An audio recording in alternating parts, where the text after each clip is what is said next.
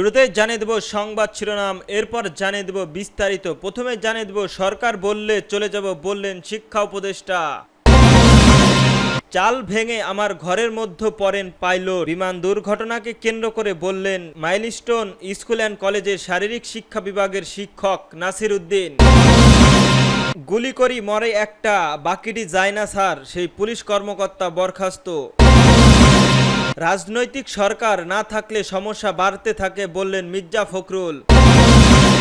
এবং সর্বশেষ জানিয়ে দেব ছাত্র শিক্ষকের উপর হামলায় প্রতিবাদের ঐক্যমত কমিশনের সংলাপ থেকে 3 দলের ওয়ার্কআউট। সরকার বললে চলে যাব বললেন শিক্ষা উপদেষ্টা। শিক্ষা উপদেষ্টা চৌধুরী রাকিবুল আরবার বলেছেন মাইলস্টোন স্কুলের অ্যান্ড কলেজের বিমান বিধ্বস্ত হয় ঘটনাটি শিক্ষা মন্ত্রণালয় কোনো ব্যাহত হচ্ছে মনে করি না। সরকার যদি মনে করে আমার কাজে ব্যাহত ঘটেছে তাহলে আমাকে যেতে বললে আমি চলে যাব। আজ বুধবার দুপুরে সচিবালয়ে সাংবাদিকদের সঙ্গে আলাপকালে তিনি একথা বলেন। সচিবালয়ের প্রত্যাহারের বিষয়ে তিনি বলেন শিক্ষা সচিবকে পদ থেকে অব্যাহতি দেওয়া হয়েছে, সেটার উচ্চতর একটা কমিটির সিদ্ধান্ত, সেই সিদ্ধান্তের সঙ্গে আমি যুক্ত ছিলাম না। তাকে কেন অব্যাহতি দেওয়া হয়েছে সেটার উত্তর আমি দিতে পারবো না। এইচএসসি পরীক্ষা পেছানোর সিদ্ধান্ত নিতে দেরি হয় প্রসঙ্গে উপদেষ্টা বলেন পরীক্ষা পেছানোর সিদ্ধান্ত হুট করে নেওয়া যায় না, এটি একক সিদ্ধান্ত হয় না, এই জন্য দেরি হয়েছে। গভীর রাতে পরীক্ষার পেছানোর সিদ্ধান্ত নেওয়া হয়েছে, পিছিয়ে যাওয়া পরীক্ষার তারিখ দ্রুত সরিয়ে নেওয়া হবে বলে জানিয়েছেন তিনি। রাজধানীর উত্তর অঞ্চলে মাইলস্টোন স্কুল অ্যান্ড কলেজের সোমবার যুদ্ধ বিমান বিধ্বস্ত হয়ে হতাহতদের ঘটনায় মঙ্গলবার এইচএসসি পরীক্ষা স্থগিত দাবি উঠলে মন্ত্রণালয়ের দীর্ঘ সূত্রায়িত পরীক্ষা স্থগিতের সেই ঘোষণা আসে সোমবার রাত 3টার দিকে। শিক্ষা মন্ত্রণালয় থেকে এ বিষয়ে আনুষ্ঠানিক ঘোষণা আসে অনেক পরে। গতকাল মঙ্গলবার শিক্ষা উপদেষ্টা পদত্যাগের দাবিতে আন্দোলনরত শিক্ষার্থীরা সচিবালয়ের ফটক ভেঙে ভেতরে ঢুকে পড়েন। এরপরেই আইন শৃঙ্খলা রক্ষা বাহিনীর সদস্যদের সঙ্গে সংঘাত পুরো এলাকায় রণক্ষেত্র পরিণত হয়ে পড়ে। পুলিশ লাঠিপেটা করে টিয়ার শেল ও সাউন্ড গ্রেনেড ছুড়ে দেয় বিক্ষোভকারীদের মাঝে। সচিবালয়ের ভেতর থেকে বের হয়ে আসেন শিক্ষার্থীরা, তবে আশেপাশের এলাকায় কয়েক ঘন্টা ধরে ধাওয়া পাল্টা ধাওয়া এবং সংঘর্ষ চলে, আহত হন অনেক শিক্ষার্থী। চাল ভেঙে আমার ঘরের মধ্যে পড়েন পাইলট বললেন শিক্ষক Nasir Uddin. Milestone school and কলেজের শারীরিক শিক্ষা বিভাগ শিক্ষক নাসির উদ্দিন বলেছেন তার অফিসের কক্ষ থেকে আহত অবস্থায় যুদ্ধ বিমানের পাইলট উদ্ধার করা হয়েছিল। স্কুলটির শারীরিক শিক্ষা বিভাগের শিক্ষক নাসির উদ্দিন সোমবার দুর্ঘটনার সময় নিজে প্রাণে বেঁচে গেলেও চোখের সামনে দাউ দাউ করে আগুনে পুড়তে দেখেছেন সেনহের শিক্ষার্থীদের। সেই বিভীষণময় পরিস্থিতি কথা তুলে ধরেছিলেন নাসির উদ্দিন। তিনি বলেছিলেন একটা প্রচন্ড সাউন্ড হয়, শব্দের সঙ্গে সঙ্গে রুম থেকে বেরিয়ে আসছি, এ সময় একটা অংশ পুড়ে গিয়েছে, তারপর সবই আগুন আর আগুন। যেখানে বিমান পড়েছে ওখানটায় গিয়ে দেখি মাত্র আগুন ধরেছে, তারপর সময় যত বেরিয়েছে আগুনের পরিমাণ বেড়েই চলছিল। তিনি জানান বিমানটি বিধ্বস্ত হয়ে পড়ার কিছুক্ষণের মধ্যে সেখানে পৌঁছায় ফায়ার সার্ভিস, সেনাবাহিনী ও বিমান বাহিনীর সদস্যরা। নাসির উদ্দিন বলেন বারবার আমরা পানি চাচ্ছিলাম কিন্তু আগুন কোনোভাবে নিয়ন্ত্রণে আসছিল না। কিছুক্ষণ পরে আমরা হাতে বামে দেখি অনেকগুলো স্টুডেন্ট আমার নাম ধরে ডাকতেছে, বলতেছে স্যার আমাদের বাঁচান। পরে আমি সহ কয়েকজন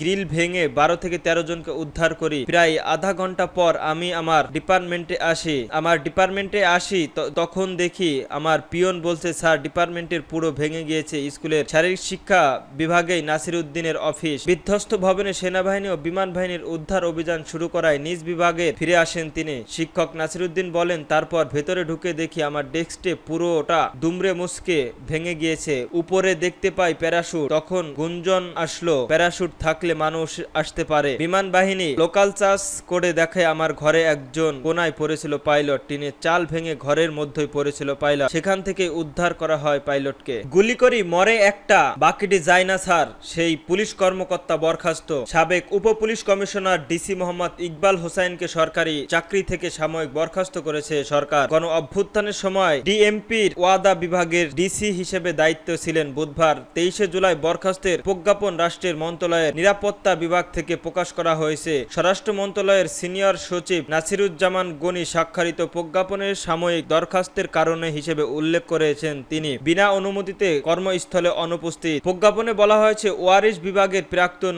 উপ পুলিশ কমিশন বর্তমানে খুলনায় রেঞ্জ রিআইডি কার্যালয়ে সংযুক্ত মোহাম্মদ ইকবাল হোসেন কর্তৃপক্ষের বিনা অনুমতিতে গত বছরের 28শে আগস্ট থেকে কর্মস্থলে অনুপস্থিত রয়েছেন। সরকারি সরকারি কর্মচারী বিধিমালা অনুযায়ী পালায়নের শামিল এবং বিধি অনুসারে শাস্তিযোগ্য অপরাধের অভিযুক্ত হওয়ায় সেদিন থেকে অনুপস্থিত সেই তারিখ হতে মোহাম্মদ ইকবাল হোসাইনকে সাময়িক বরখাস্ত করা হয়। সাময়িক বরখাস্তকালীন সময়ে তিনি ভরণপোষণ ভাতা পাবেন। জুলাই আন্দোলনে শেখ হাসিনায় দেশ ছেড়ে পালানোর পর সামাজিক যোগাযোগ মাধ্যমে একটি ভিডিও ভাইরাল হয়। সেই ভিডিওতে দেখা যায় পুলিশের গুলির বিষয়ক সাবেক স্বরাষ্ট্রমন্ত্রী মোহাম্মদ আসাদুজ্জামান খান কামালকে জানাচ্ছিল ডিএমপির ওয়াজারি বিভাগের সাবেক উপপুলিশ কমিশনার মোহাম্মদ ইকবাল হোসাইন। তার হাতে মোবাইলের একটি ভিডিও চলছিল। সেই ভিডিওর মনোযোগ দিয়ে দেখছিলেন আসাদুজ্জামান খান সহ উপস্থিত অন্যরা। সেই সময় উনি পুলিশ সদস্যকে সাবেক রাষ্ট্রমন্ত্রীর উপদেশ উদ্দেশ্য করে বলছে, শোনা যায় এমন গুলিকর গুলিকর, লাশ নামবে নামুক, লাগছে স্যার, গুলি করি, মরে একটা, আহত হয় একটা, একটাই যায় স্যার, বাকিটি যায় না। এটা হলো স্যারের সবচেয়ে বড় আতঙ্ক এবং দুশ্চিন্তার বিষয়। বিনা অনুমতিতে কর্মস্থল থেকে অনুপস্থিত হওয়ার এমন প্রায় 25 জন পুলিশ কর্মকর্তাকে এ পর্যন্ত সাময়িক বরখাস্ত করেছে সরকার। ছাত্র শিক্ষকের উপর হামলার প্রতিবাদে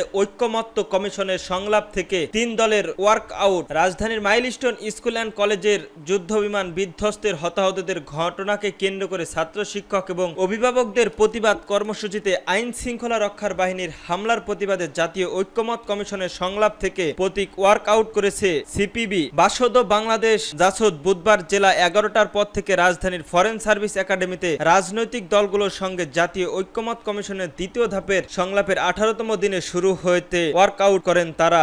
জানা গিয়েছে সংলাপ শুরুতেই সঞ্চালনার প্রধান উপদেষ্টার বিশেষ সহকারী জাতীয় ঐক্যমত্য কমিশনার মনির হায়দার কমিশনের সহসভাপতি অধ্যাপক আলী রিয়াজকে কথা বলার অনুমোদন করা হয়। এ সময় অনুমতি নিয়ে বক্তব্য দেন পিবিসির সাধারণ সম্পাদক রুহুনীর হোসেন প্রিন্স। তিনি মাইলস্টোন স্কুল অ্যান্ড কলেজে যে ঘটনা ঘটেছে তার প্রতিবাদের কর্মসূচিতে শিক্ষক শিক্ষার্থী এবং অভিভাবকদের উপর হামলার করা হয়েছে বলে অভিযোগ করেন। তিনি বলেন, অতীতে আমরা দেখতাম স্বৈরাচার শাসক এবং এই ধরনের ঘটনা ঘটলে যে ধরনের ঘটনাগুলো ঘটতো তারই ছায়া দেখলাম। তিনি বললেন, অতীতে আমরা দেখতাম স্বৈরাচার শাসকের এই ধরনের ঘটনা ঘটলে যে ধরনের ঘটনাগুলো ঘটতো তারই ছায়া দেখলাম আজ। রুহিন হোসেন প্রিন্স বলেন, স্বৈরাচার যারা ছিলেন তারা এখনো নানা সংকট ষড়যন্ত্র করবে, সেটা আকারে সরকারকে জানানোর কথা। সেই উপদেষ্টাকে দেখা গেলে তিনি বলেছেন, গতকাল এর ঘটনা স্বৈরাচার করেছেন, এটাকে ঐক্যবদ্ধ মোকাবেলা করতে হবে। এর আগে স্বৈরাচার শেখ হাসিনার যখন বিপদে পড়তেন তখন এই ধরনের কথা বলতেন। তার আশেপাশে 14 দল বা অন্যরা বসে থাকতেন, তারা বলতেন সবাই মিলে ঐক্যবদ্ধ মোকাবেলা করতে হবে।